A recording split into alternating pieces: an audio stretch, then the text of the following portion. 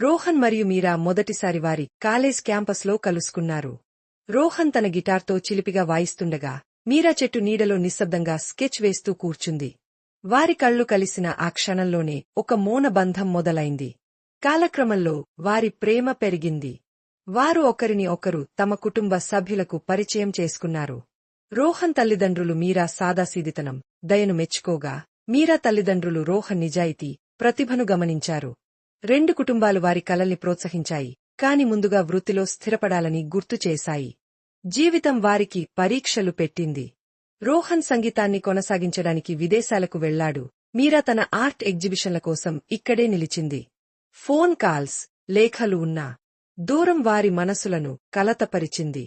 కొన్నిసార్లు రోహన్ తన గిటార్ పక్కన కూర్చుని ఆమె దగ్గర ఉండాలని కోరుకునేవాడు. మీరా అర్ధరాత్రి చిత్రాలు వేస్తూ అతన్ని గుర్తు చేసుకునేది. ఇద్దరి మనసుల్లో ఒకే ప్రశ్న: కాలం మా ప్రేమను మార్చేస్తుందా? మా కుటుంబాలు ఇప్పటికి మాకు ఆశీర్వదిస్తాయా? దూరం వారిని ఆందోళనకు గురి చేసేది. మీరా తరచూ తన దుపట్టాను బిగించి పట్టుకుని అతని నవ్వును జ్ఞాపకం చేసేది. రోహన్ మాత్రం ఆమె చిరునవ్వు గురించి పాటలు రాయేవాడు. అయినా ఇద్దరూ ఓపికగా ఎదురుచూశారు, భాగ్యం వారిని తిరిగి కలుపుతుందని నమ్ముతూ. ఏళ్ల తరబడి ఎదురుచూసిన తర్వాత వారు విజయవంతులై తిరిగి వచ్చారు. రోహన్ తన మ్యూజిక్ ఆల్బమ్స్తో, మీరా అంతర్జాతీయ ఎగ్జిబిషన్లతో. వారి విజయాలను చూసి తల్లిదండ్రుల కళ్లలో గర్వభావం మెరిసింది. చివరికి వారు వివాహానికి సంతోషంగా అంగీకరించారు.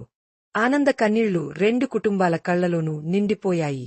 చివరికి అన్ని మొదలైన అదే పాత పార్క్ బెంచ్ వద్ద వారు మళ్లీ కలుసుకున్నారు. చెట్టు కింద మీరా ఎదురు చూస్తూ ఉండగా రోహన్ తన గిటార్ కేస్ వదిలేసి ఆమెవైపు పరుగెత్తాడు.